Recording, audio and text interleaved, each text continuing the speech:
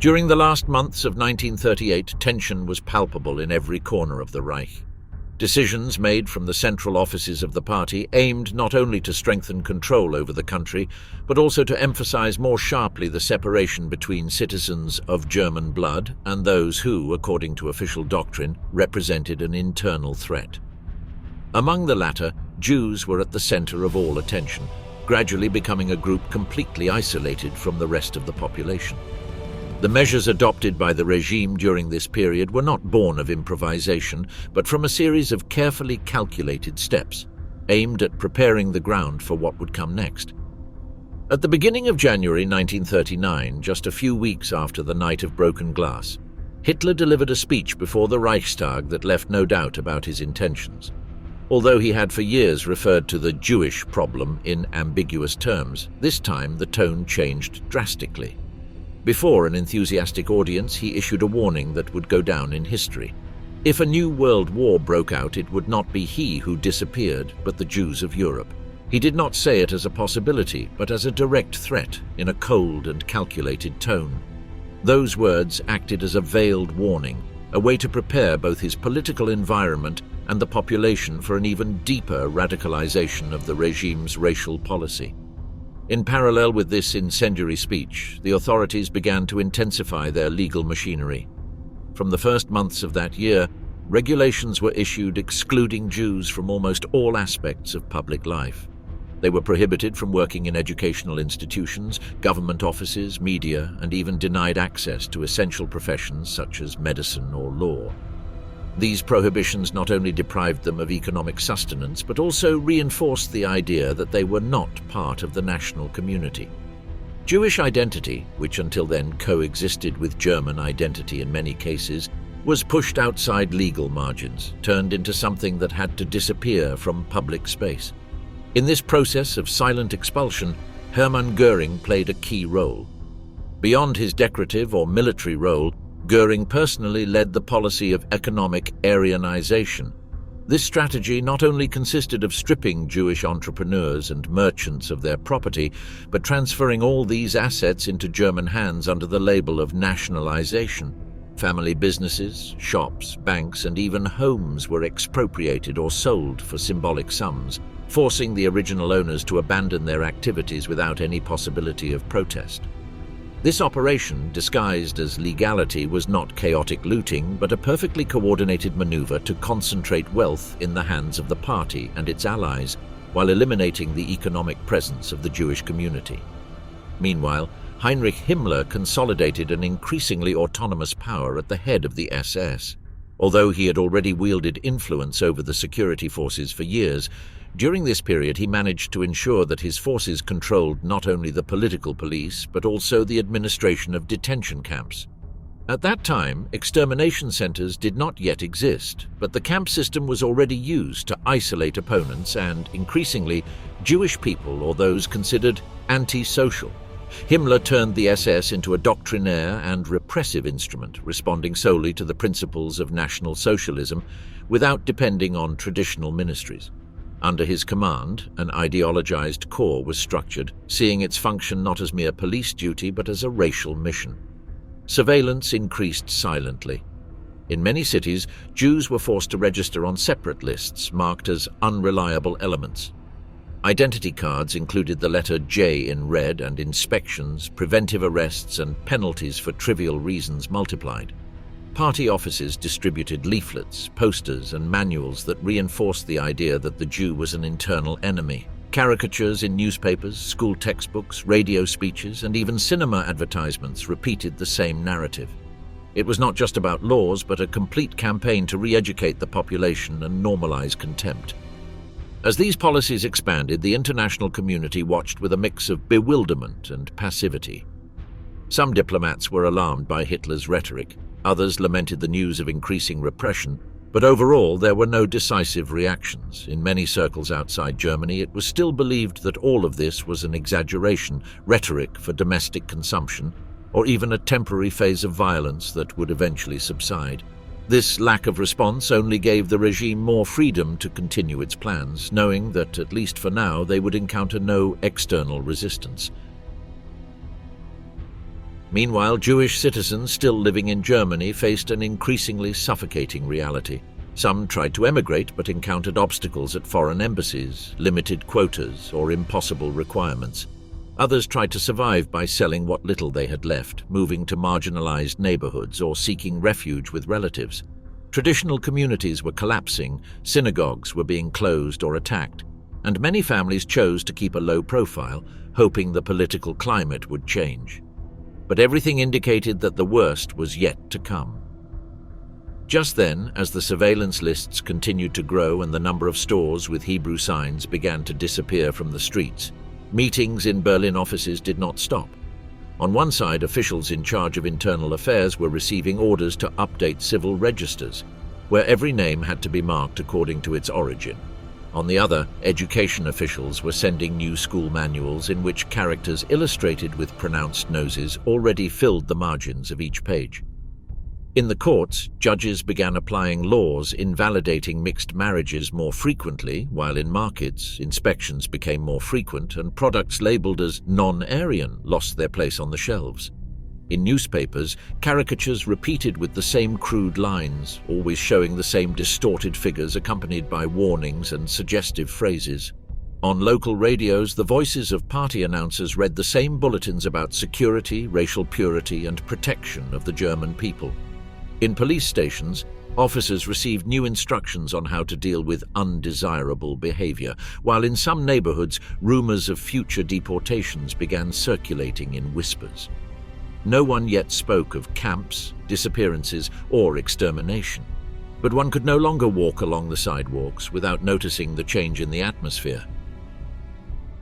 Poland under Nazi rule, ghettos and hunger as weapons.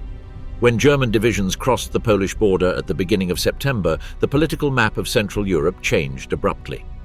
What was presented in propaganda as a lightning operation to restore order actually resulted in a total occupation. Within a few weeks, the Nazi regime was in charge of over 2 million Jewish citizens, most of whom were concentrated in urban and rural areas that had previously been outside the direct reach of German racial policies. With the fall of Warsaw and other major cities, the structure of German rule began to expand over a new, densely populated territory, forcing the Nazi administration to improvise a series of measures to classify, separate, and contain these people. Control of these regions involved not only a reconfiguration of military power, but also the implementation of bureaucratic systems to divide the population according to ethnic, linguistic, and religious criteria. From day one, Jews were forced to register, wear visible markers, and comply with restrictions that completely altered their daily lives. Within days of the occupation, numerous cities issued orders restricting movement, imposing curfews, or prohibiting access to certain areas. Jewish-owned businesses were confiscated or closed, and many professionals immediately lost the right to practice their trades. At the same time, entire communities were forcibly relocated to areas considered easier to control by the German authorities. One of the most visible measures was the confinement of Jewish populations in enclosed sectors within the conquered cities. Although these areas were not initially completely sealed, over time they became true spaces of mandatory confinement. The case of Łódź was one of the first to be established as a model, followed by others such as Warsaw, Krakow, or Lublin.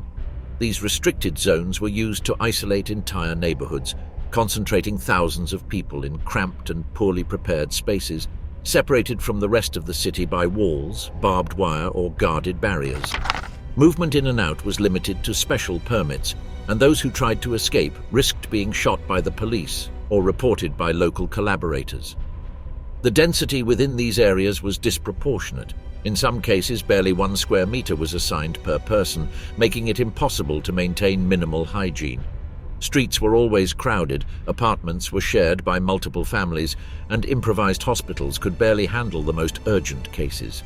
The shortage of running water and food led to outbreaks of infectious diseases such as typhus or dysentery, which spread rapidly among the weakest. The German authorities did not hide these conditions, but they justified them as part of a reorganization policy.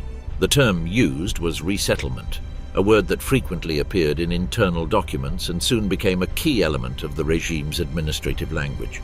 This term grouped together all actions that involved moving the Jewish population from one place to another without specifying either the means or the final destination.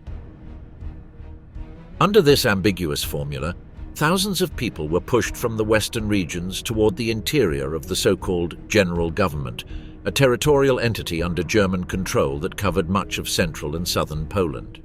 This operation, which included forced transfers in freight wagons and multi-day marches, was presented as a temporary measure, although many never returned to their homes. The process was supervised by members of the police apparatus and civil officials, who worked together to accelerate the transfers. Families had only a few minutes to pack essentials, and in most cases they were allowed to take only what they could carry. Upon arrival at the new destination, if they arrived at all, they were placed in abandoned houses or makeshift buildings, often without windows or heating. There they were left without official documentation, without work, and without resources, entirely dependent on informal aid networks that rarely reached everyone. The lack of food was a constant problem. Official rations assigned to the ghettos were so limited that many people survived only thanks to smuggling or the charity of those who risked their lives to pass goods over the walls. Those responsible for organizing this network of confinement and transfer included multiple levels of command.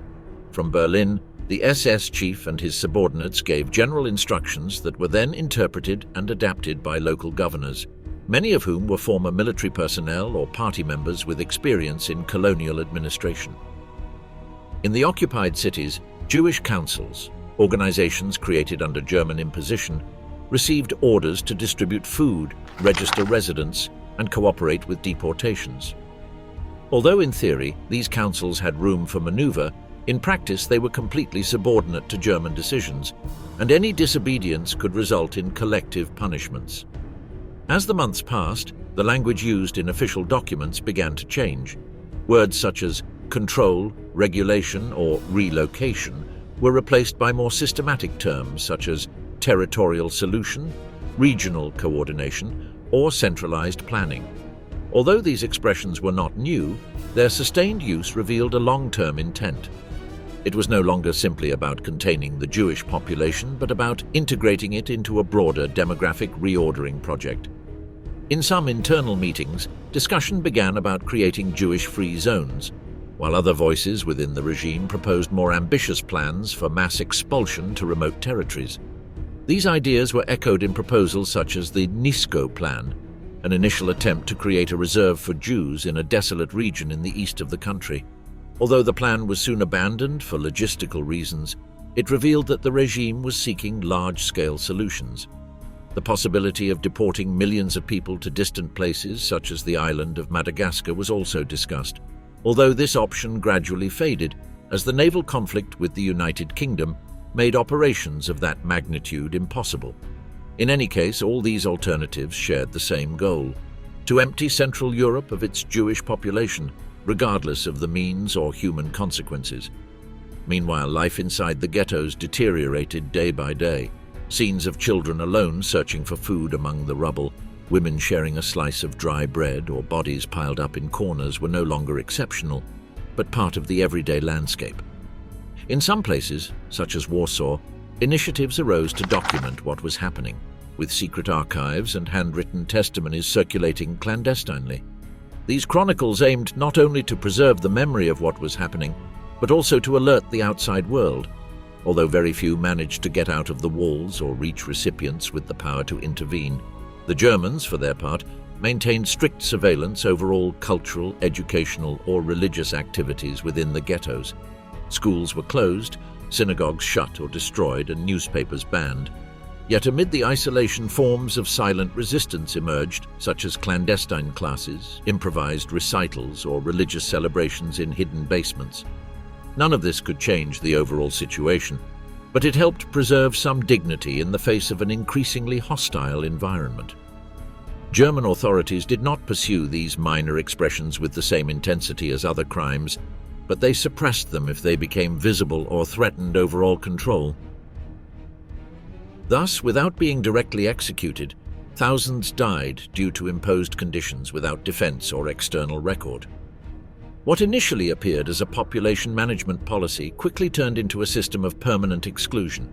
In just 1 year, the spaces between life and death became so narrow that any mistake, any illness, or any delay in receiving a ration of bread could mean the end. And yet, for many, the worst had not yet begun. Heydrich and the bureaucracy of extermination. As the conflict in Europe expanded, the Nazi leadership began to accelerate its internal mechanisms with the aim of implementing more systematically the ideas they had been promoting for years through speeches, pamphlets, and party meetings.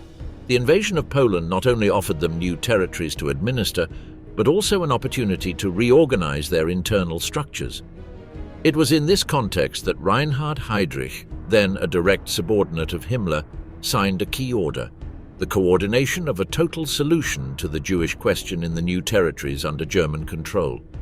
This document, dated late 1939, did not yet propose a concrete method of elimination, but required that all branches of the security apparatus begin to collaborate more closely, gathering information, classifying individuals, and anticipating large-scale measures. That memorandum was not created on an ad hoc basis. In the preceding months, police and intelligence agencies had already been operating with some coordination, albeit in a scattered way. The formal creation of the RSHA, the Reich Main Security Office, consolidated under a single structure the work of the criminal police, the Gestapo, the SS intelligence service, and the departments responsible for creating profiles and files. Heydrich was appointed the absolute head of this new entity, giving him direct power over thousands of officials across Germany and the occupied territories. From then on, any decision related to surveillance, arrests, searches, censorship, or ideological monitoring passed through his desk. The RSHA was divided into numbered departments, each with specific functions. One tracked potential enemies of the regime, another analyzed publications and media, another managed files of people considered dangerous, and another supervised the system's own employees. Reports were frequently updated and stored on individual cards recording everything from religious affiliation to daily habits. With this information, the regime could intervene in any sphere without relying on civil courts or formal procedures. Decisions were made vertically, and a single internal order was enough to detain, deport, or monitor someone for years. In parallel, Hermann Göring began promoting an approach that combined ideology and economics. As head of the 4-year plan, he was responsible for strategies to mobilize the country's resources according to the regime's priorities. As the occupation of new regions solidified, Göring began integrating racial principles into economic calculations. Under his command, guidelines were drawn to reorganize communities, allocate labor according to ethnic criteria, and adjust production decisions to the ideological objectives set from Berlin. This planning was not only reflected in papers or decrees, but also in concrete operations. Göring collaborated with the SS to ensure that racial exclusion was not limited to symbolic measures, but had a direct effect on the redistribution of resources. The lists of Aryanized companies grew weekly, and internal reports showed how thousands of people were excluded from their professions and replaced by party members or entrepreneurs close to power. Decisions were not made according to traditional legal criteria, but based on ethnic profile and the usefulness the regime attributed to each individual. This approach consolidated a model in which the ideological apparatus justified the systematic appropriation of assets, while the economic apparatus benefited from this discriminatory structure. As these ideas circulated, the state apparatus intensified its collaboration with the regime's ideological structures. Meetings between department heads, party officials, and economic leaders became more frequent, discussing strategies to align political objectives with daily administration. This coordination was not abstract. It involved everything from designing new forms to drafting conduct manuals for employees. Everything had to align with the principles of National Socialism, including the systematic exclusion of those considered racially alien to the German people. The RSHA Planning Office, in collaboration with other agencies, began compiling detailed statistics on the Jewish population in Europe. They were classified by age, place of residence, occupation, and family connections. This information was used not only to monitor individuals, but also to anticipate future scenarios. how many people could be relocated, at what pace, and with what consequences for local production. The reports identified obstacles, proposed solutions, and calculated the impact of each operation. In this environment, human beings were treated as movable figures in a resource table. Himmler's role in this process was central. Although he did not personally sign every document, he supervised every stage of the system. His office received weekly activity reports and made decisions regarding the fate of entire regions. It was under his supervision that the idea took hold that the security of the Reich depended on the physical elimination of any element considered foreign or contaminating. This logic permeated all levels of the state, from ministries to municipal offices, where employees carried out orders without question, convinced they were participating in a legitimate task. Meanwhile, figures like Heydrich continued refining the coordination mechanisms. The precursors of what would later become the Wannsee Conference were already visible in technical meetings where the fate of millions of people was discussed using technical language, statistical formulas, and an apparent administrative coldness.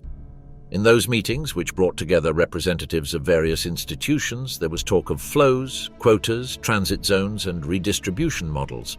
The language was bureaucratic, but the objective was clear: to ensure that all state agencies collaborated without interference in order to implement a policy of total exclusion. What distinguished this moment from previous periods was not direct violence, but the level of integration between ideology, state structure, and economic logic.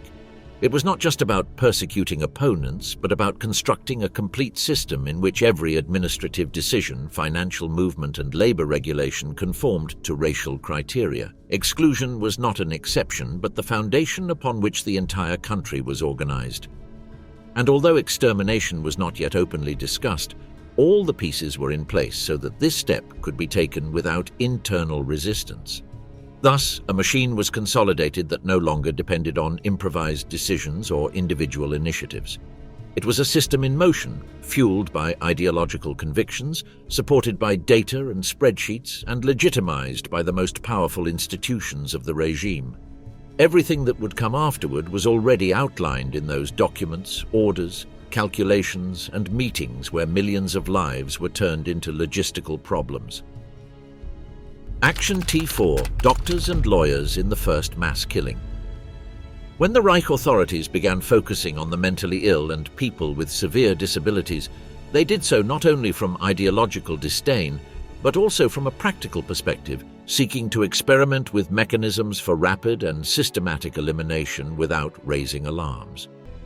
This experiment, later known as Action T4, was internally presented as a medical and even humanitarian measure, although in reality it was the first true trial of industrialized murder supported administratively, scientifically, and legally.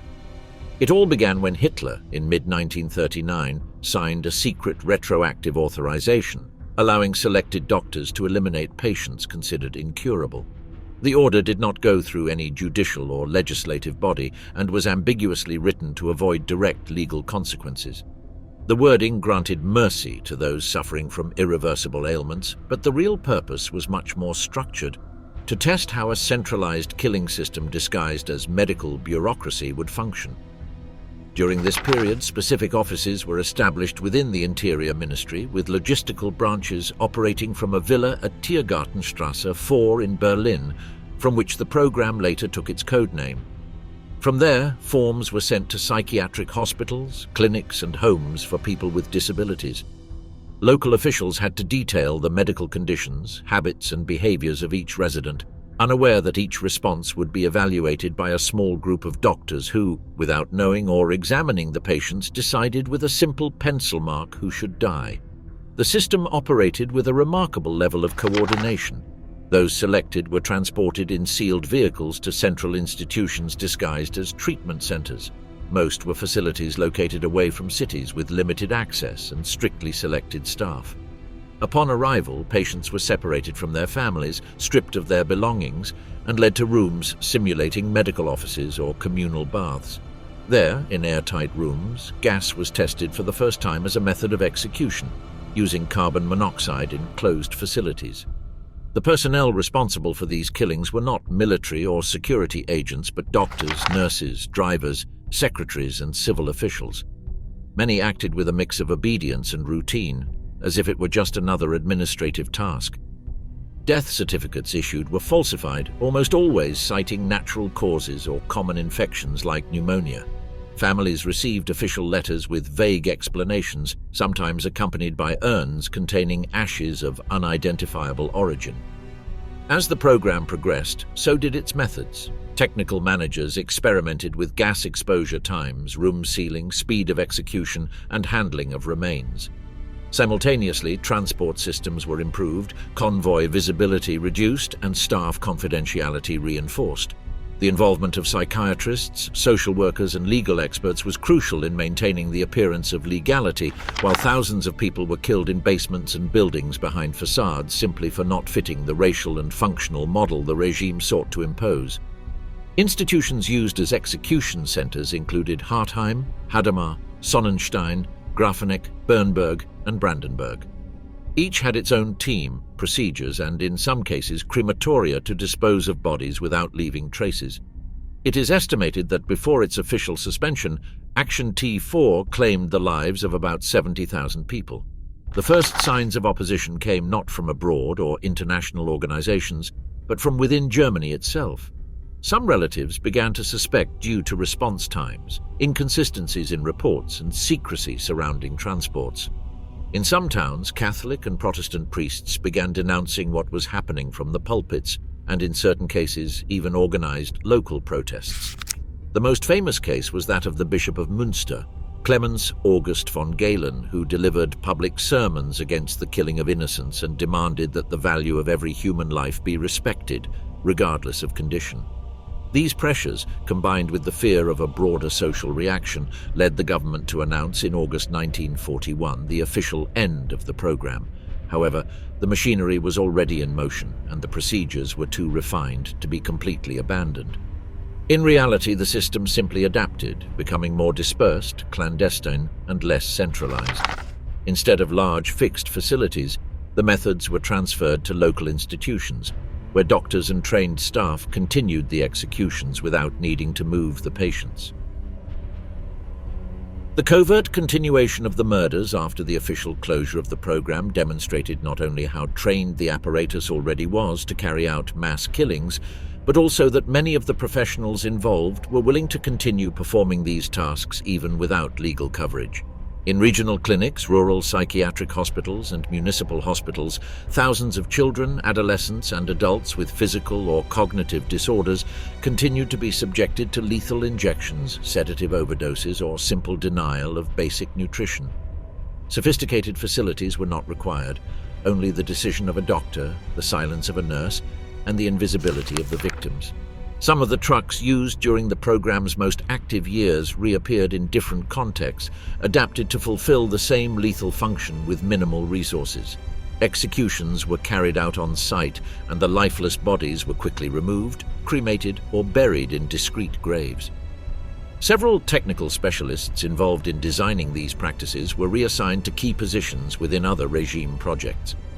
Engineers, doctors, and logistics coordinators were redeployed, transferring their experience in silent killings to new phases of racial persecution. Their expertise in constructing chambers, managing human flows, falsifying documentation, and destroying evidence soon became key tools in a larger system. Some names later appeared in records linked to the creation of special facilities in Eastern Europe. Although T4 was never publicly known by that name during its operation, internal archives already referred to it as a project that had successfully tested not only physical elimination methods, but also the capacity for coordination among multiple agencies, from the Ministry of the Interior to health offices including transport, local administration, and medical staff. The number of people involved in the chain was so large that impunity could only be maintained through an extremely disciplined hierarchical structure, where each actor knew their role without needing explicit orders. One of the most disturbing aspects was the way hospitals and psychiatric centers learned to operate in parallel with this logic of death.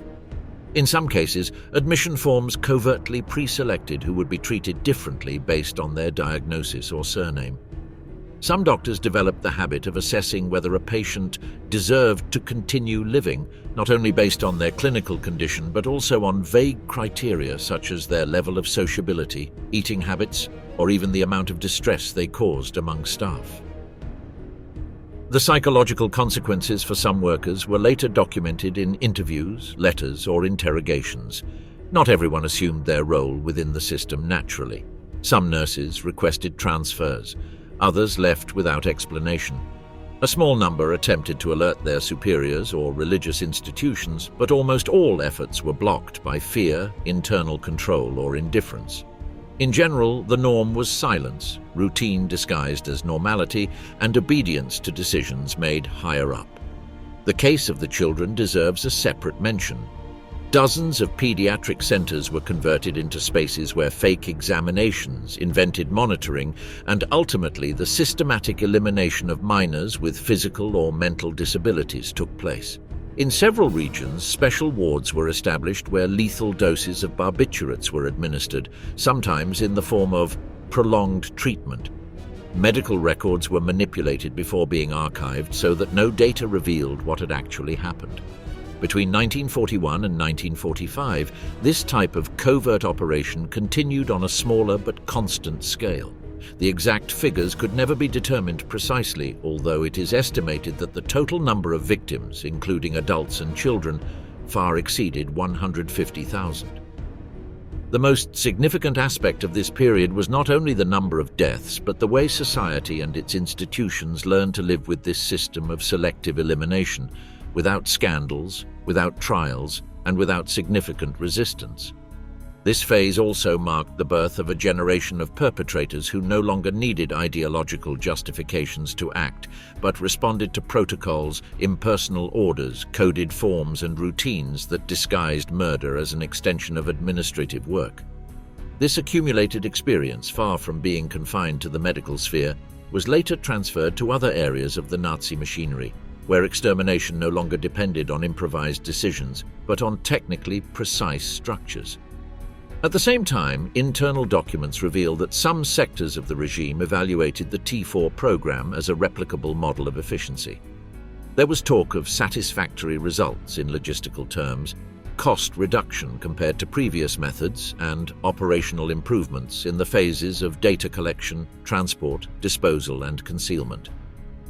Indeed, what had been tested on forgotten patients was becoming an experimental basis for broader objectives. Although officially cancelled, T4 never disappeared entirely.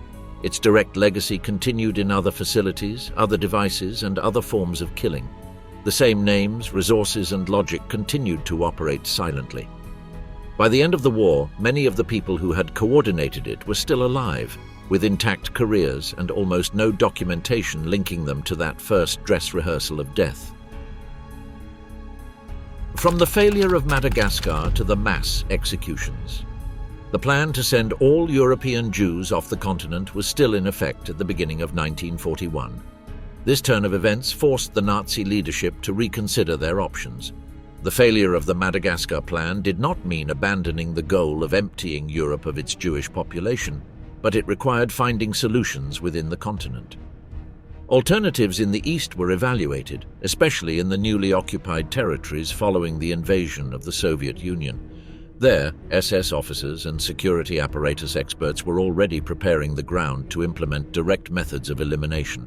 As the German armies advanced, special units followed behind, performing functions different from the military front. Their task was not to conquer cities, but to locate, gather, and execute populations considered enemies. These mobile groups, known as Einsatzgruppen, operated independently of the Wehrmacht, though with its knowledge. They were units organized by the Reich security apparatus, composed of police officers, SD agents, and local collaborators who followed combat divisions and acted as soon as an area stabilized.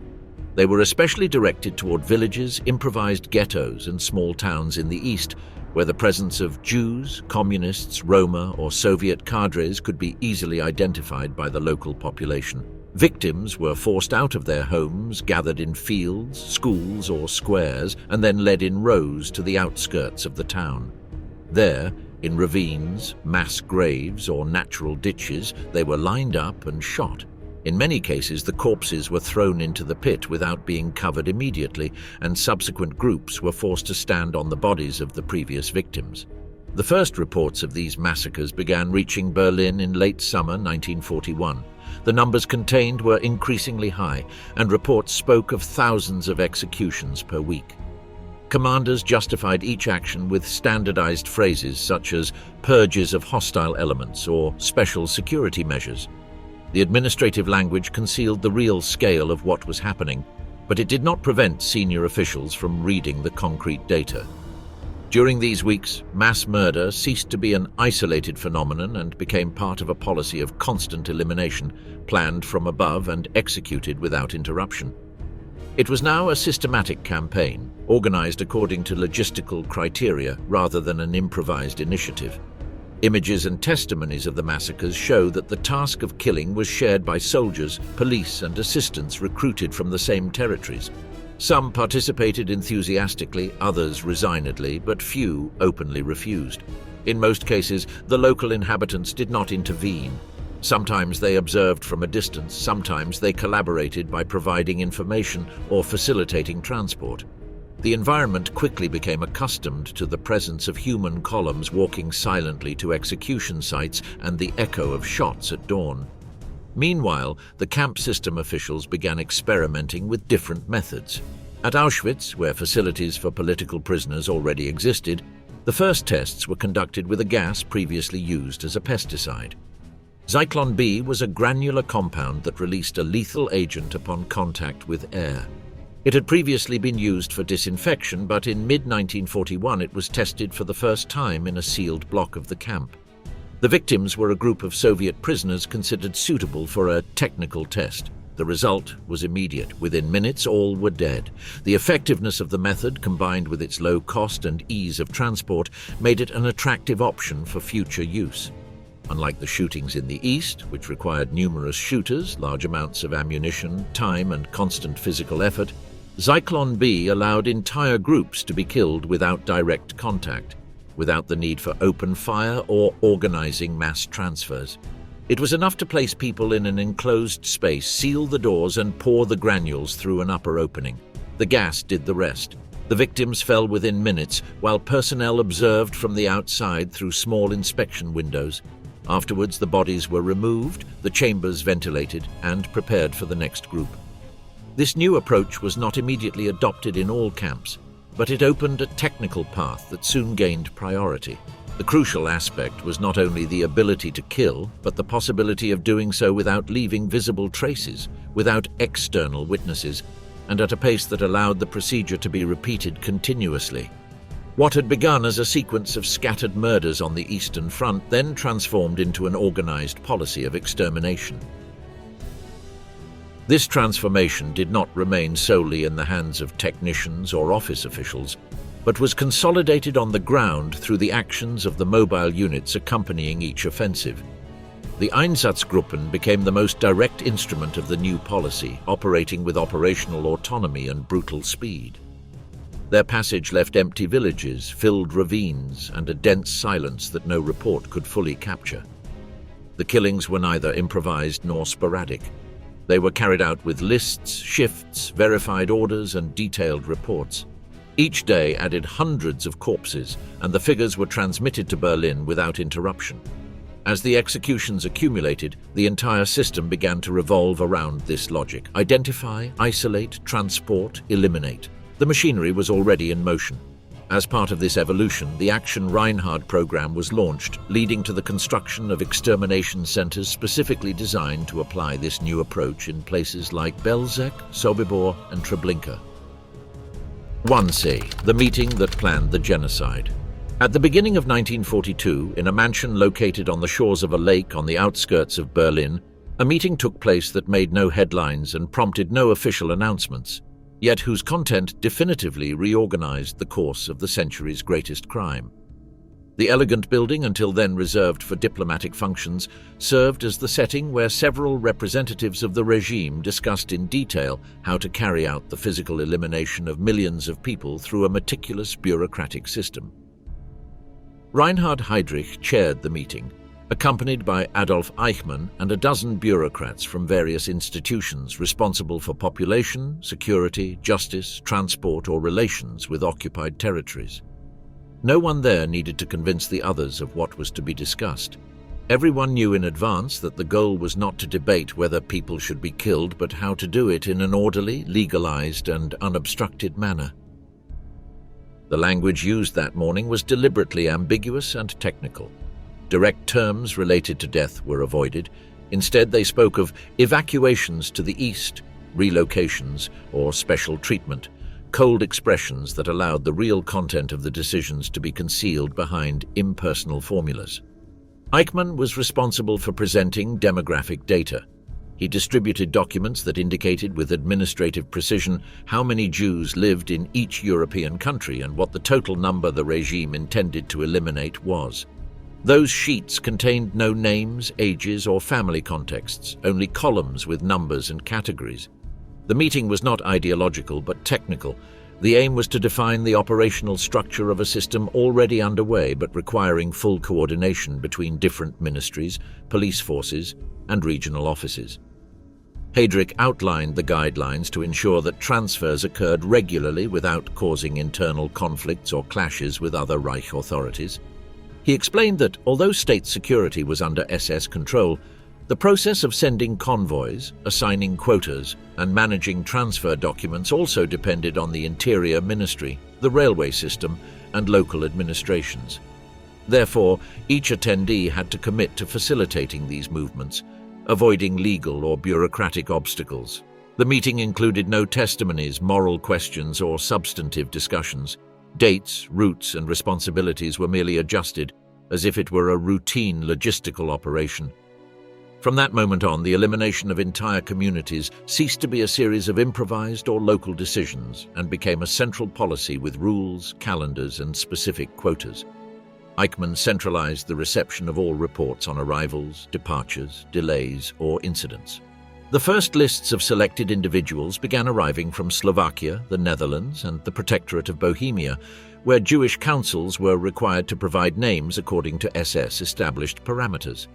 In parallel, trains began operating along new routes, with assigned carriages and schedules integrated into the regular railway system. To avoid inconvenience to the German population or interference with other activities, many of these operations were scheduled at night or in sparsely populated areas. The men who attended that meeting did not return with written instructions, but with verbal commitments sufficient to support future actions. Eichmann drafted a summary, later reviewed and edited to further reduce any mention that could be interpreted as direct evidence of murder. The final document deliberately omitted details, although everyone knew it was defining the functional structure of the extermination. The language used not only concealed reality but created a system in which those responsible could feel detached from the crime. By not directly seeing the deaths or using words associated with them, they could convince themselves they were merely performing administrative functions. In many offices of the Reich, what happened at that meeting was not understood as a profound change, but as a formalization of practices already being applied in the Eastern territories. The difference lay in scale and regularity. From then on, it was required that every movement, every list, and every transport train adhere to a common scheme that allowed control over human flows, arrival times, and the final destination of each group. This need for absolute control led to the creation of units specialized in statistics, reporting, and data archiving, which began to operate with the same precision as any other part of the state apparatus. Heydrich used his authority to ensure that no body of the regime could question the procedures. If conflicts arose between the police, civil governors, or military authorities, they were resolved directly from Berlin. Eichmann coordinated with the German railways on schedules, prices, and logistical needs, such as the number of wagons or coal consumption. All these details were handled with the same naturalness as if discussing ordinary goods transport. The jargon used, centered on terms such as total evacuation, appropriate treatment, or quota allocation, was quickly adopted in reports, telegrams, and local meetings. In the following months, previous methods of mass concealment were resumed, and an administrative language was consolidated that facilitated the systematic execution of the plan without generating internal conflicts. The Wannsee Villa was no longer used for similar meetings, but what was decided there remained the basis for the later model. The number of people to be eliminated was no longer treated as an estimate but as a target, and responsibilities were divided among those who signed orders, organized transport, delivered lists, authorized movements, or facilitated passage spaces. Even though no one present pulled a trigger or handled poisonous gas, all were a necessary part of a chain that functioned efficiently precisely because each link knew what to do and required no additional explanation. The fact that Heydrich had managed to gather representatives from all involved sectors and obtain commitment from them without opposition marked a turning point in the development of the killing machinery. From then on, death ceased to be a consequence of war or a series of scattered decisions and became an organized operation planned with a schedule, quotas per country, and logistical solutions for every contingency. Although the camps where these trains would arrive were not yet fully operational, the network that would feed them was already mapped out in documents, diagrams, and waiting lists. That meeting was brief, but sufficient for the final solution to cease being a scattered project and become a fully structured state policy. Belzec, Sobibor, and Treblinka, extermination factories. In the occupied region of Poland, at a considerable distance from major cities and connected by discrete railway lines, 3 sites were established that in less than 2 years became the operational center of systematic killing. Belzec, Sobibor, and Treblinka were not designed as mixed camps or forced labor facilities. Their sole purpose was to end the lives of those who arrived. Unlike other sites that combined labor exploitation with mass executions, no goods were stored here, no industrial barracks were built, and no alternative routes were offered. The outcome was always the same, and everything was designed so that this outcome occurred quickly, silently, and continuously. The operation that drove the creation of these sites was supervised by Heinrich Himmler, but the person who put it into action was Odilo Globoknik, head of the SS in the Lublin district. He coordinated the planning, design, and personnel recruitment to ensure everything ran smoothly. At Belzec, the first methods were tested. Chambers with engines that released lethal gases were built, and the train entry and exit system was adjusted to prevent delays.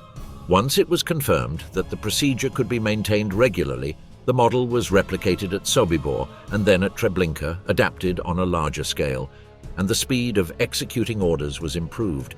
Trains arrived carrying several hundred people per trip in closed wagons with no space to move or access outside. Upon arrival, prisoners were received by armed men and directed to a separation area. Women and children were separated from the men, they were told to undress for disinfection, and their belongings were collected. Everything happened in a carefully controlled environment to avoid suspicion. Visual deception mechanisms previously used were perfected, reassuring phrases were repeated, and movements were organized without visible violence. No one explained what would happen. Shouting, unnecessary blows, or scenes that could cause mass panic were avoided. Inside the main area, people were forced to walk through a narrow corridor known as the tube, which connected the waiting area to the gas chambers. This passage was surrounded by high fences, covered with branches to prevent outsiders from seeing what was happening. Inside, doors were closed from the outside, and the engine releasing carbon monoxide directly into the enclosed space was activated. Within minutes, the place fell silent. Then the hatches were opened, and a specific group was responsible for emptying the chamber, removing the bodies, and preparing the next batch. Those responsible for these tasks were prisoners known as Sonderkommando, selected upon arrival and forced to participate under threat of death. They had to organize clothing, cut the hair of corpses, check cavities for hidden objects, and drag the bodies to mass graves or improvised ovens. Their lifespan was short. Once they had performed their task for weeks or months, they were replaced by newly arrived prisoners and executed to avoid leaving witnesses. In parallel, the Troniki, Ukrainian guards trained by the Germans, operated to guard the perimeter, control the deportees, and execute orders without question. The efficiency achieved in Treblinka exceeded any previous calculation. In its first months of operation, the number of people killed per day exceeded 8,000. Schedules were adjusted, additional access tracks were added, and the capacity of the chambers was expanded. Operations continued without pause, with trains arriving one after another, emptied, cleaned, and returned within hours. The time between the convoy's arrival and the completion of the entire process rarely exceeded 2 hours. There were no interrogations, medical checks, or labor classifications, only lists with the number of assigned people and arrival times, all detailed in concise reports sent to Berlin. As the system gained speed, methods were implemented to eliminate any evidence. Deep pits were dug where bodies were thrown. When the available space was filled, the bodies were reduced to ashes in improvised structures made from local materials. The work was continuous. While one group handled the newly arrived bodies, another removed burned bones, crushed them, and scattered the ashes.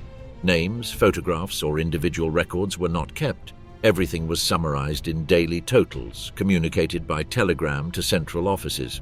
The differences between these centers and other camps such as Auschwitz were clear. Here, there was no thought of economic exploitation, medical research, or long-term prisoner management. Substances like Cyclon B were not used, nor were multifunctional blocks built. The entire environment was focused on a single task, exterminating as many people as possible in the shortest time, with minimal logistical cost and without leaving unnecessary traces. Trains were scheduled precisely, fuel was calculated per ton of bodies, and guard shifts were organized according to the expected weekly volume. Those operating these facilities did not live within the camp boundaries, but in separate housing with amenities, kitchens, and recreational spaces. Some even brought their families on days off, as if the place they worked was not a permanent extermination center. The disconnect between the act committed and everyday life was part of the design. Direct contact between German operators and victims was avoided, delegating the harshest tasks to forced prisoners or foreign collaborators. Physical and emotional distance was essential to the operation. When the operation reached its peak, the three centers worked in parallel, covering different regions of Poland and neighboring countries. Reports arrived in Berlin with weekly figures, and trains were redirected according to availability and capacity. If one camp suffered a breakdown or temporary failure, the next assumed the load. Everything was designed so that the process would not stop for any reason, not even during inspections, visits from authorities, or military movements nearby. Continuity was the priority. Although later history hid many of the physical traces of these places, data collected from survivors, intercepted documents, and later confessions allowed reconstruction of the pace and scale of what was done there. These were not errors, improvisations, or wartime excesses. They were facilities designed with a single purpose, built from scratch to carry out a planned and authorized policy of elimination. The volume of victims, coordination with railways, resource allocation, and the existence of teams dedicated to the disappearance of bodies reveal a structure where efficiency replaced any trace of humanity. In this system, time was not measured in days or shifts, but in unloaded trains, empty chambers, and bodies reduced to ashes before the next convoy. Over the months, the process of physically emptying these facilities began, adjusting the design to prevent traces of the crime from remaining. Operation 1005, Erasing the Evidence. After a year of continuous operation, the extermination centers built east of the general government had fulfilled the function assigned by the central offices. The facilities in Belzec, Sobibor, and Treblinka were deactivated and permanently sealed, and what could not be dismantled was buried or destroyed with machinery, while a parallel, far more meticulous operation extended across various regions under German control. This task carried the internal name Operation 105 and had begun silently, without announcements or statements. The goal was clear: to eliminate any physical remains that could serve as evidence of the mass crimes carried out in previous years. In this context, human remains were exhumed by the thousands in dozens of locations and then burned in the open air using rudimentary methods, designed with whatever was available in the surroundings. Those responsible for removing the bodies, feeding the flames, or crushing the fragments were almost always prisoners taken from nearby camps, working under armed supervision and with no guarantee of survival. These remains were neither transported nor hidden in an orderly manner. The important thing was to make them disappear, regardless of the method, smoke, or odor. In some areas, the pits were already known to neighbors or forced laborers, which hastened the arrival of specialized squads operating quickly and under direct coordination of the SS. Unlike previous transfers, which had been carried out with detailed records and nominal lists, These tasks did not appear in official transport documents, nor were they mentioned in regular unit reports. In many cases, the remains had been underground for months or years, and the terrain conditions made the work even more complex. In other cases, the burials were superficial or improvised, requiring even greater effort to avoid leaving visible traces. At each site, the procedure was repeated, the perimeter was secured, prisoners under armed supervision were assigned, and removal and burning began. The resulting bone fragments were crushed with agricultural tools or hammers and scattered in new pits or thrown into nearby rivers, while the few surviving witnesses were executed or sent elsewhere. The decision to hide the material traces was not made in direct response to external pressure, but as a precaution against the possibility that future investigations could trace the number, method, or exact location of the executions. This concern did not arise spontaneously, but from certain reports intercepted on foreign radios and rumors beginning to spread beyond the Eastern Front. Although the command considered an effective response by Allied governments unlikely, the security apparatus decided to proceed with the systematic elimination of evidence. The pace of this task varied according to the area, access to resources, or proximity to the front. But the pattern remained: erase the traces of what had been done, close sites no longer needed, and concentrate future efforts on facilities still operational, such as the large complex in southern Poland that continued to operate at full capacity. Meanwhile, some isolated messages about what was happening managed to escape the censorship imposed by the authorities. From certain eastern regions, prisoners and resistance members filtered reports to clandestine networks in neutral territory. One of these documents, drafted by direct witnesses and translated by intermediaries operating from Slovakia or Switzerland, eventually reached the hands of Western diplomats. Despite the precise content and urgent tone of the text, the information did not provoke high-level official responses. In several cases, it was archived as unverified material or simply ignored. The report's authors, who risked transmitting names, places, and approximate figures, received neither direct replies nor confirmation that their testimony had been taken seriously. Some of these texts included sketches or detailed descriptions of facilities that had already been dismantled by the time of reading, while others cited victim numbers that external evaluators considered implausible. The international reaction was a mix of doubt, indifference, and evasion. In media from unoccupied countries, reports of mass killings or forced disappearances were treated as rumors or exaggerations. Even in diplomatic circles, data describing the organized deaths of hundreds of thousands of people in unnamed locations seemed difficult to process. This tepid response was not only due to the lack of photographic evidence or independent confirmations, but also to a sort of inability to accept that an operation of this scale could have been carried out without interruptions or massive leaks. At the same time, the operational closure of several sites where the machinery of annihilation had functioned was completed. The sites were erased from the landscape, access points removed, and all visible traces replaced with elements preventing any further investigation. What had once been a place of forced passage and controlled death was transformed into empty zones where only fragmented memories remained. Some local inhabitants were forced to assist in these tasks or remain silent, while others avoided returning out of fear or distrust. The reconstruction of the environment was part of a strategy to erase not only the bodies and facilities, but also the memory of the crime itself. With the closure of these sites, one phase of the process was sealed, although the annihilation system continued operating elsewhere in new forms. Meanwhile, the extermination machinery did not stop. Rather than being suspended, operations were redirected to the large complex that still maintained intense activity, where procedures were adapted, but the underlying logic remained intact. Routes were adjusted, targets renamed, and victims arrived from other regions with the same false promises, the same sealed documents, and the same final fate. The pace remained high, although attention gradually shifted to other military priorities. Within this movement, the essential goal was to maintain continuity without leaving visible traces. The concealment operation was neither an exception nor an improvised response, but a planned step within a broader sequence, in which each phase had to be completed without leaving signs for the future.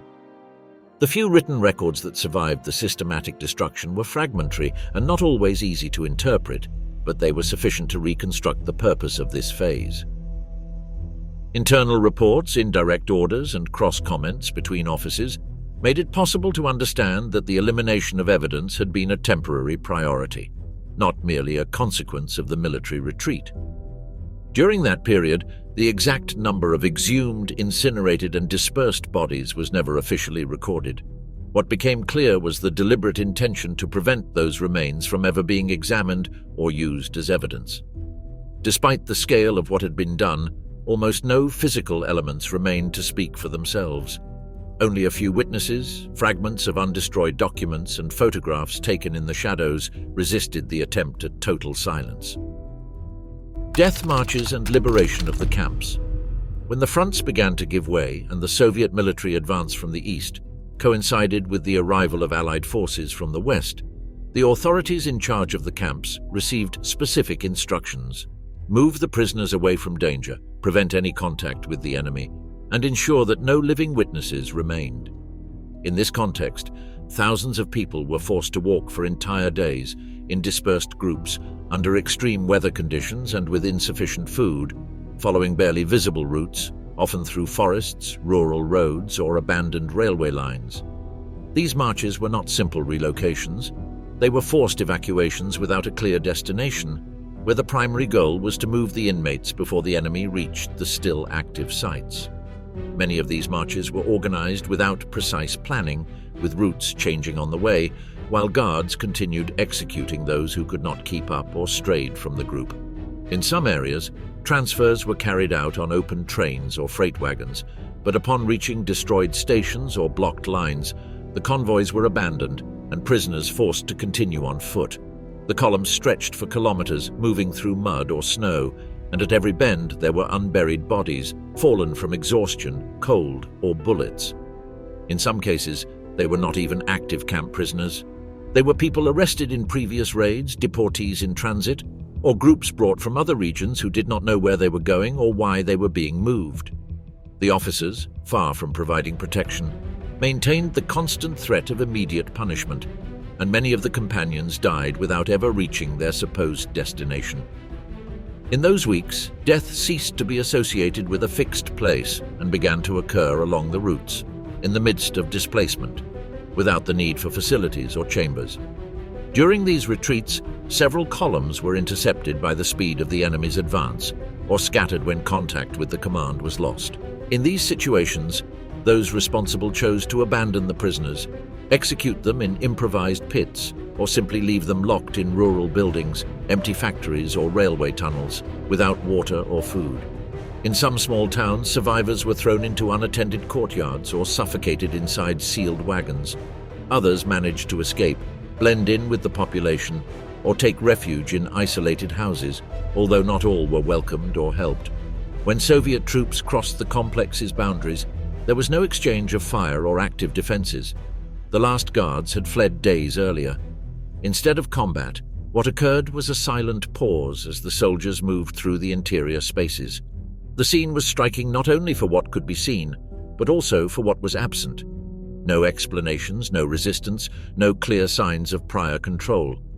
In the first minutes, what was recorded was not only an accumulation of bodies, but also the astonishment of witnesses who could not find words for what they were seeing.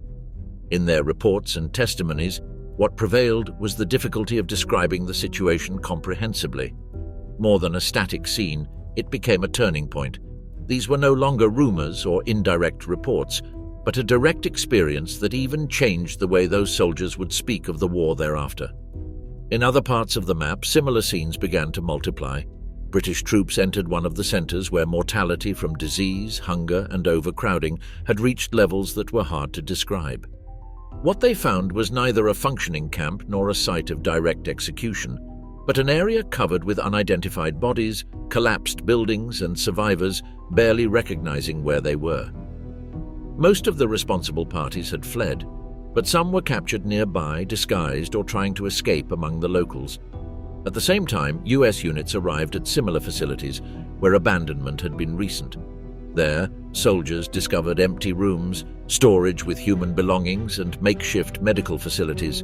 The physical and mental state of the rescued prisoners left a lasting impression on the witnesses, many of whom stated that they had never seen anything like it before. Unlike previous stages, this time the rooms were ready. Military photographers, war correspondents, and cameramen from Allied units documented in detail what they saw. The images were sent to press centers, distributed in bulletins and shown in newsreels. Some showed rows of corpses organized for burial, others focused on the faces of those still breathing among filth and disease. There were also records of soldiers forcing former guards to carry bodies or dig mass graves, while journalists narrated what they saw in trembling voices. Even with that level of direct exposure, there was no immediate reaction. These were not indirect accounts or leaked documents, but visual evidence collected on site, with names, dates, and precise locations. These photographs and recordings became one of the first tangible pieces of evidence supporting the rumors that many had considered exaggerated or unfounded. The dissemination was gradual but steady. Within a few days, printed publications began including snapshots of what had been found, and radio stations incorporated brief testimonies from witnesses or soldiers. Newspapers spoke of death camps, inhumane conditions, and facilities designed for the confinement and physical deterioration of thousands of people. In some countries, the images caused immediate shock. In others, they were treated with caution or accompanied by content warnings. Despite that, the material continued to circulate, and several copies were used as evidence in later proceedings. Some civilian photographers accompanying the Allied forces documented unscripted scenes, capturing faces, wounds, reactions, and spontaneous gestures. In many cases, the victims were not aware that they were being recorded. They simply remained there, motionless or walking among bodies, without fully understanding what was happening around them. These visual documents served to show that what was found was neither the result of a recent catastrophe nor an isolated situation, but the outcome of years of confinement, continuous violence, and organized neglect. Images of the marches, by contrast, were much rarer. Some distant shots showed moving lines or small groups crossing villages, but most of the known records come from the subsequent moment, when survivors recounted how many had departed and how many remained alive. As the days passed, the liberated facilities were occupied by medical teams, social workers, and units responsible for cleaning and documentation. Food was distributed, basic healthcare was organized, and efforts were made to reconstruct part of the history of those still breathing. The lists were incomplete. Many did not remember their names, and authorities improvised with what they had. Some people were transferred to field hospitals. Others died shortly after being rescued without uttering a word. The empty structures were sealed or converted into emergency centers. As more places were opened, the pattern repeated itself. There was no doubt about what had happened, although not everyone yet understood the scale or extent. The closure of the system did not occur in a single day, nor through an official act. It was a gradual process, marked by the withdrawal of those responsible, the appearance of witnesses, and the arrival of troops who did not know what they would find. The previous silence was broken by voices in various languages, by images that required no explanation, and by archives opened for the first time. What was seen then could no longer be denied.